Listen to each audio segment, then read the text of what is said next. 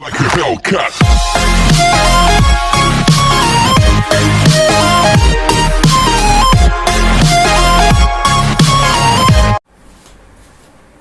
Hello dear student, आज हम plus one class के अंदर हमारा सेकंड चैप्टर डिस्कस कर रहे हैं जिसका नाम है स्ट्रक्चर ऑफ एटम।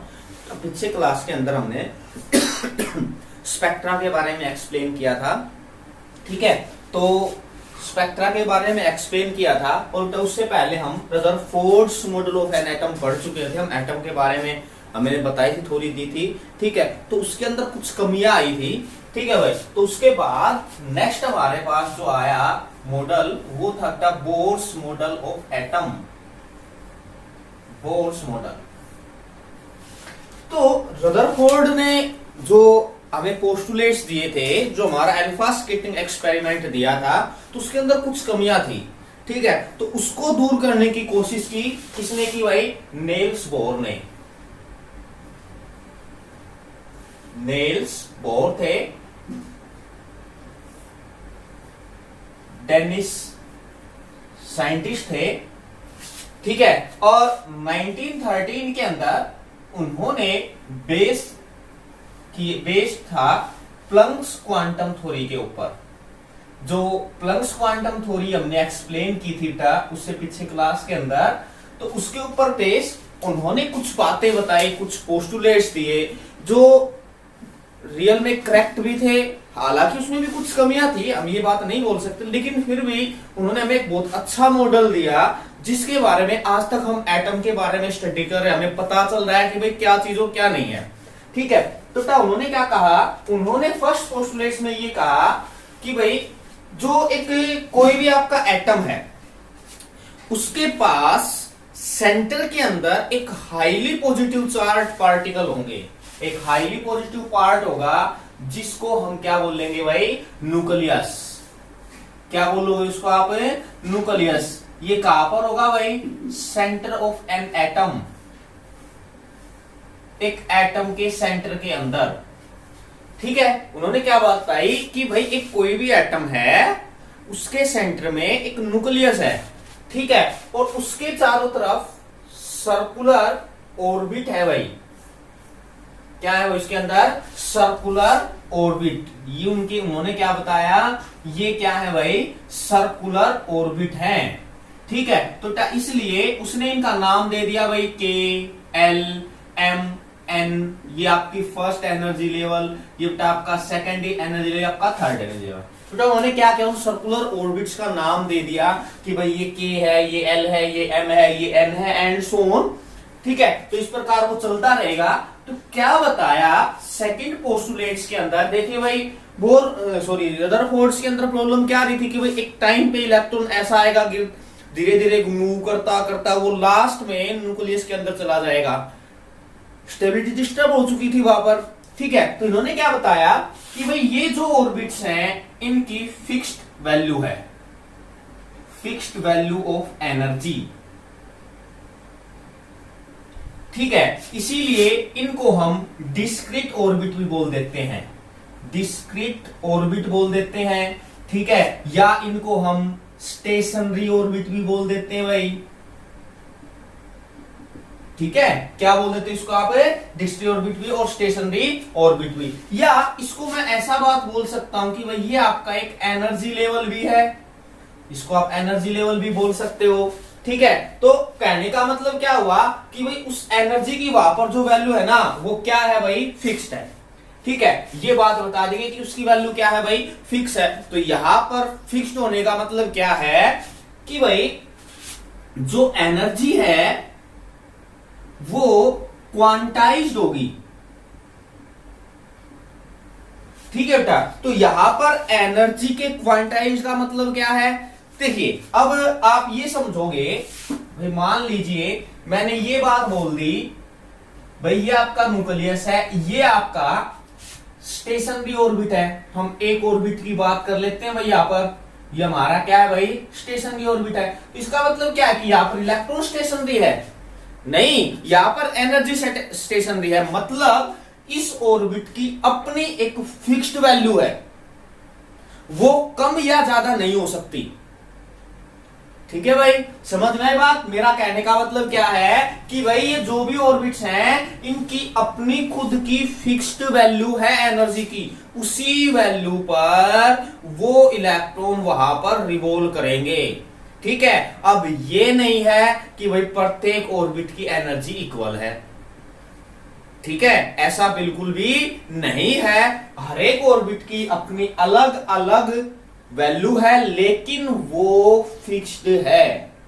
ठीक है, समझ में आ गई बात। तो इसलिए क्या कहता है कि एनर्जी जो होगी आपकी वो क्या होगी भाई, क्वांटाइज्ड होगी, उसकी अपनी खुद की वैल्यू है। तो मतलब क्या है कि भाई ये इलेक्ट्रॉन जो है ना बेटा, वो इसके ऊपर ऑर्बिट के ऊपर इस वैल्यू पे फिक्स कर रहे हैं। तो इसके लिए उन्होंने सिंपल बता दिया कि भाई अगर आपको वैल्यू निकालनी है किसी भी ऑर्बिट की, ठीक है, तो ये क्या हो जाएगा, -21.8 इंटू 10 की power -19 upon n square joule पर एटम। ठीक है भाई, ये एक एनर्जी है, किसकी एनर्जी बेटा, ये किसी भी ऑर्बिट की। ठीक है, यहां पर n है आपका नंबर ऑफ ऑर्बिट, मान लीजिए मैंने 1 लिखा तो यहां पर 1 का स्क्वायर आ जाएगा, 2 लूंगा तो 2 का स्क्वायर आ जाएगा, बेटा मैं यहां पर 3 तो इसका 3 का स्क्वायर आ जाएगा। और इसको किलो जूल, इलेक्ट्रॉन वोल्ट और किलो जूल में कन्वर्ट किया तो बेटा ये वैल्यू बन गई हमारी ये किलो जूल पर एटम। ठीक है, सॉरी बेटा n स्क्वायर क्या है, n स्क्वायर। ठीक है, अब क्या कहता है कि for H like atom, H like atom का मतलब क्या है भाई, जिसकी आउटर मोस्ट सेल में एक इलेक्ट्रॉन है। क्या है, जिसकी आउटर मोस्ट सेल के अंदर क्या बेटा, एक इलेक्ट्रॉन है, उसको हम बोलेंगे H like atom. For example जैसे बेटा मान लीजिए मैंने लिख दिया He+, मैंने लिख दिया बेटा Li2 पॉजिटिव। बताइए क्या ये H लाइक एटम है? ठीक है, जल्दी बताओ बेटा इसके बारे में। तो बताइए आपको क्या लगता है कि ये H लाइक एटम है भाई? देखते हैं हम बेटा, He 2 atomic number 2 last cell में, ये एनर्जी लेवल के इलेक्ट्रॉन कितने हो गए बेटा, 2 हो गए। अब ये क्या कहता है, He+। अब He+ का मतलब यहां पर क्या है कि भाई उसने अपने एक इलेक्ट्रॉन को लूज किया है, आएगा ना भाई, एक एटम, एक इलेक्ट्रॉन। Li भाई लिथियम का 3 है, 2 और 1। अब कहता है कि भाई Li2 पॉजिटिव, तो Li अगर पॉजिटिव बोलता है तो भी 2 भाई नहीं है ये H लाइक एटम। लेकिन अगर वो ये बोल देता है कि 2+ करो तो आपका 1 एटम हो गया। ठीक है ना बेटा, तो ऐसे एटम के लिए आपकी जो वैल्यू है वो बेटा -1312 n square into Z square. अब मुझे जल्दी बताओ आपकी जेड स्क्वायर क्या होता है? जेड स्क्वायर आपका क्या होता है भाई, एटॉमिक नंबर। क्या है, एटॉमिक नंबर। दैट मीन्स कि हाइड्रोजन एटम की जो एनर्जी है वो कितनी है भाई, 13 किलो जूल सॉरी बेटा पर एटम। ठीक है, तो कितनी है भाई वो आपकी, सॉरी बेटा ये मोल्स में आएगा, kilo joule mole inverse, sorry बेटा ये किलो जूल मोल इनवर्स में आएगा। ठीक है, तो कहने का मतलब क्या है कि भाई ये एनर्जी है किसकी, हाइड्रोजन एटम की। क्लियर, समझ में आ गई भाई बात। चलिए अब हम नेक्स्ट डिस्कस करते हैं। और बेटा उन्होंने उसकी रेडियस भी बताई। ठीक है, क्या बताई उन्होंने, रेडियस के बारे में भी बताया। ये बेटा कुछ इसके सब टॉपिक है, ठीक है, कुछ सब टॉपिक है इसी पॉइंट के। तो उन्होंने क्या बताया भाई कि रेडियस Rn, ठीक है, किसके 0 इक्वल होगा, A0N2। A0 उन्होंने बोर रेडियस बताई, A0 की वैल्यू थी बेटा 52.9। ठीक है, क्या थी, 50.29 पिकोमीटर। यहां पर पुट कर दीजिए तो इसकी क्या हो जाएगी, Rn 52.9 पिकोमीटर। दैट मीन्स ये हमारी क्या है भाई, बोर्स रेडियस है। क्या है बेटा, ये आपकी बोर रेडियस है। ठीक है, ठीक है, 52.9 पिकोमीटर ये बोर रेडियस है। स्मॉल पार्टिकल्स जो है H लाइक पार्टिकल्स हैं। अभी मैंने बेटा डिस्कस किया था H लाइक पार्टिकल्स के अंदर, H लाइक एटम के अंदर, कि आप He+ लिख सकते हो, Le2+ लिख सकते हो। ठीक है भाई, बेटा उसके लिए आपके पास क्या आ जाएगा, a naught n square upon z, ये बेटा आपको ध्यान में रखना है फर्स्ट फॉर्मूला। ठीक है, ये बेटा फर्स्ट था, ये आपका सेकंड है, ये आपको याद रखना बेटा, ये भी याद रखना आपको। ठीक है, तो इसीलिए उन्होंने वेलोसिटी के बारे में भी डिस्कस किया भाई कि वेलोसिटी क्या होगी भाई, V N is equal to V zero into Z upon N. तो बेटा वी जीरो की वैल्यू है 2.188 इंटू 10 की पावर 8 सेंटीमीटर सेकेंड इनवर्स। ठीक है भाई, ये क्या बेटा वी नोट की पावर यहां पर पुट कर दीजिए, आपके पास इसकी क्या आ जाएगी, वेलोसिटी आ जाएगी। ठीक है ना भाई, तो बेटा ये कुछ पॉइंट्स थे। चलिए अब हम इंटरेस्टिंग पॉइंट्स और पढ़ते हैं इसके ऊपर, जो आपको हमेशा ध्यान में रखना है। कहने का मतलब क्या है, जब भी बेटा आप कंपाउंड फॉर्मेशन बनाओगे या और चीजें बनाओगे तो वहां पर इन चीजों का यूज होगा, तो ये आपको ध्यान में रखना है एक एक टॉपिक को। ठीक है, एक बेटा उन्होंने ये बात बताई कि एंगुलर मोमेंटम भी क्वांटाइज है, जो एंगुलर मोमेंटम है वो भी क्वांटाइज्ड है, इज आल्सो क्वांटाइज्ड। तो बेटा फिर वही बात, क्वांटाइज का मतलब क्या है कि उसकी खुद की बेटा कोई वैल्यू नहीं है, वो दूसरे की वैल्यू के ऊपर क्या करता है, डिपेंड करता है। तो जब एंगुलर मोमेंटम क्या होता है, मोमेंटम क्या होता है, मास इनटू वेलोसिटी। अगर बेटा आप इसके साथ रेडियस की मल्टीप्लाई कर देते हो, किसकी मल्टीप्लाई कर देते हो, रेडियस की मल्टीप्लाई कर देते हो, तो बेटा ये क्या आ जाएगा आपका एंगुलर मोमेंटम। किसके इक्वल होगा भाई, h अपॉन 2 पाई, या पर बेटा मैं n इंटीजर से इसकी मल्टीप्लाई कर देता हूं। ठीक है, n से यहां पे मैंने मल्टीप्लाई कर दी इसके एक इंटीजर से। ठीक है, तो ये क्या हुआ भाई, nh 2 पाई। अगर बेटा मान लीजिए मैं यहां पर 1 पुट करता हूं तो क्या हो जाएगा, h अपॉन 2 पाई। अगर बेटा मैं यहां पर 2 पुट करता हूं 2h अपॉन 2 पाई। अगर बेटा मैं यहां पर 3 पुट करता हूं 3h अपॉन 2 पाई। ठीक है, तो कहने का मतलब क्या है, अगर हम इनको अलग करके देखें कि भाई जो एंगुलर मोमेंटम है वो इंटीग्रल मल्टीपल है किसका, h अपॉन 2 पाई का। ठीक है, चलिए अब आगे बेटा हम डिस्कस करते हैं। ये कहता है, इंपॉर्टेंट है, ध्यान में रखना है, in ground state energy can neither be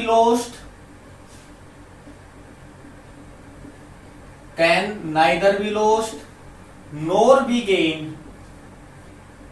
मतलब बेटा यहां पर कहने का मतलब क्या है कि ग्राउंड स्टेट के अंदर, अब बेटा ग्राउंड स्टेट क्या होती है, ग्राउंड स्टेट प्रत्येक एटम की वो स्टेट होती है जो वो नेचर में एग्जिस्ट करती है, वो उसकी ग्राउंड स्टेट है। मतलब कहने का क्या है कि भाई मान लीजिए मैंने बेटा लिथियम एलिमेंट्स को उठा लिया, मैंने लिथियम एलिमेंट उठाया, इसका एटॉमिक नंबर 3 है भाई, 2 और 1। दैट मीन्स ये आपका बेटा न्यूक्लियस, ये आपके पास फर्स्ट सेल में 2 इलेक्ट्रॉन और भाई इसके अंदर ये 1 इलेक्ट्रॉन आ गया। ठीक है, तो बेटा ये क्या है, इसकी ग्राउंड स्टेट है। मतलब वो स्टेट जहां पर इलेक्ट्रॉन जंप नहीं करेगा एक एनर्जी लेवल से दूसरे एनर्जी लेवल पे।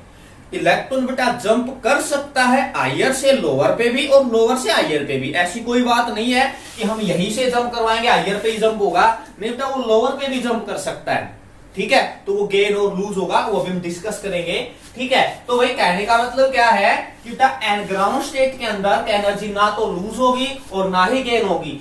एनर्जी बेटा लूज और गेन होती है, डिपेंड करेगी इलेक्ट्रॉन के जंप के ऊपर। ठीक है, अगर इलेक्ट्रॉन जंप करेगा तो एनर्जी लूज होगी या गेन होगी। चलिए अब हम डिस्कस करते हैं भाई। जैसे बेटा मान लीजिए मैंने ये मान लिया मेरा ये फर्स्ट ऑर्बिट है, ये मेरा सेकंड ऑर्बिट है। इस ऑर्बिट की एनर्जी है मान लेते हैं 10 किलो जूल मोल इनवर्स, और बेटा इसकी है 20 किलो जूल मोल इनवर्स। अब इस इलेक्ट्रॉन को यहां पर जंप करना है। ठीक है, तो ग्राउंड स्टेट में तो जंप नहीं करेगा, जैसे ये जंप करेगा तो बेटा वो क्या आ जाएगी, उसकी एक्साइटेड स्टेट।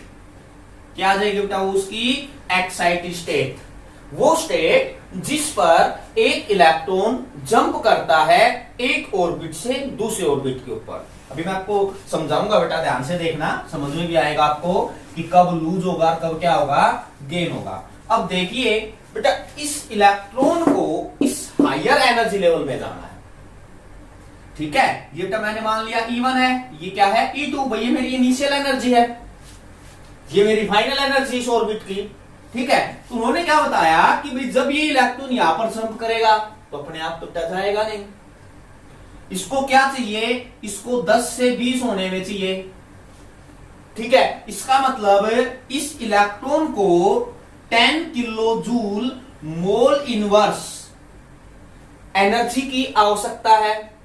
अब ये एनर्जी इसको मिलेगी फोटोन से, ठीक है। क्या कि भाई कोई भी फोटोन आएगा, ये इलेक्ट्रॉन निकलकर जंप कर जाएगा इसके अंदर, इसके अंदर, तो इसका मतलब कि भाई डेल्टा ई हमारा क्या हुआ, E2 माइनस E1। अब ये नहीं, मान लीजिए कि भाई 10-20 है, सर जी अगर मान लो ये 19 हो जाता, क्या जंप करेगा, ये बेटा 19.5 होगा तब भी जंप नहीं करेगा, 19.8 तब भी जंप नहीं करेगा, ये जंप करेगा उसकी फिक्स्ड वैल्यू के ऊपर, और वो वैल्यू उसको फोटोन से मिलेगी।